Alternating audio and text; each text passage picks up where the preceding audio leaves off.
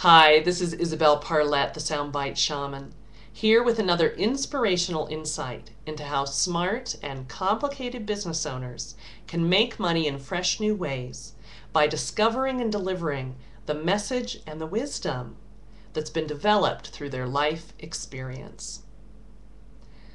Last December, I shot a video about how I create a visual map for my day. And a lot of people had questions for me about the Post-its that you can see on the wall behind me. And that's what I'm going to talk about today. It's an exercise I call What If? And it's an exercise that's designed to help you bring forward the deeper and more subtle desires that you hold around your work.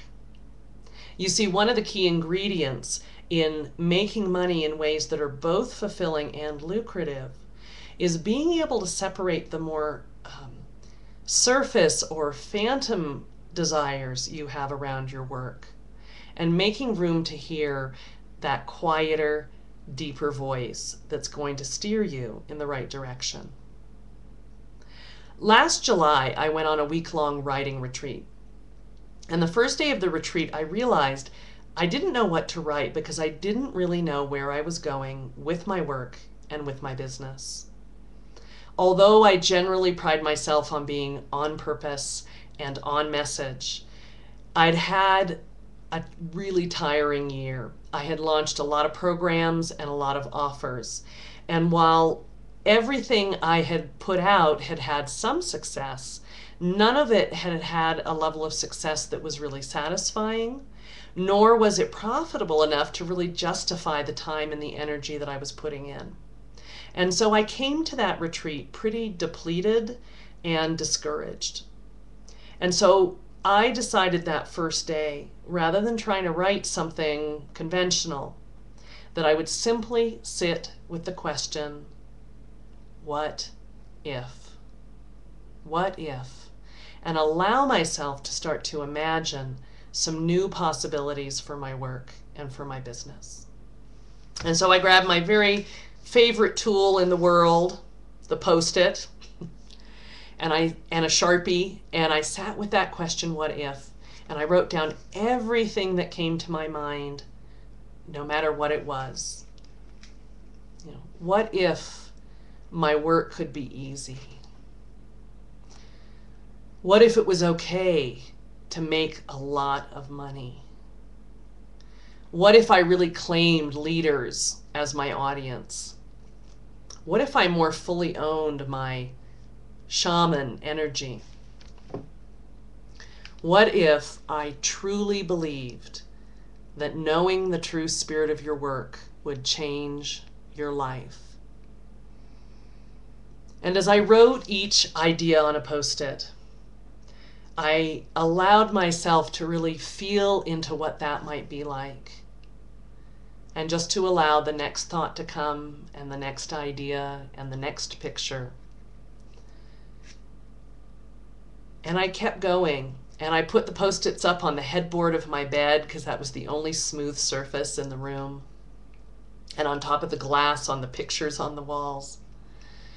I spent the whole first day of that retreat and some of the second day just sitting with this question. And by the time I was done, I had something like 73 Post-its. And out of that came a much clearer picture of where I wanted to go with my work.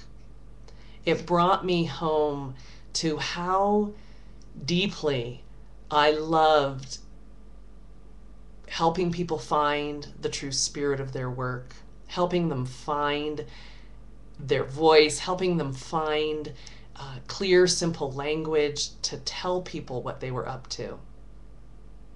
And that really set the course for my business when I came home.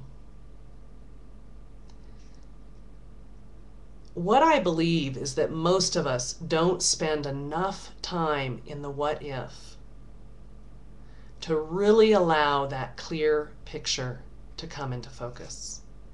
We're so quick to dismiss the thoughts that rise to the surface, to dismiss them, to counter with a voice that says it's not possible, or to worry about how we're going to make it happen. So one of the greatest gifts I think you can give yourself is simply the time to sit longer and maybe more often with the question of what if. So if this is an exercise you'd like to try for yourself, I want to make 3 suggestions. Number 1 is to just clear your time. I recommend a minimum of an hour, and if you have the luxury of 2 or 3 hours, that would be even better. Number 2 is to really allow yourself to breathe into the open spaces. Often when we do an exercise like this, when we come to a dry spot, we either think something's wrong with us, that we're doing the exercise wrong, or we think we're done. And in that place, we do start to get overwhelmed by all the reasons we can come up with that what we're imagining won't be possible. So the more we can breathe into those open spaces, allow ourselves to just sit in the empty space, and just keep coming back to that question, what if? What if? Because it's often in those spaces that the strongest, clearest voice starts to come forward. And then finally, just realize that you're really not trying to get anywhere with this exercise. These are not goals and they're not commitments.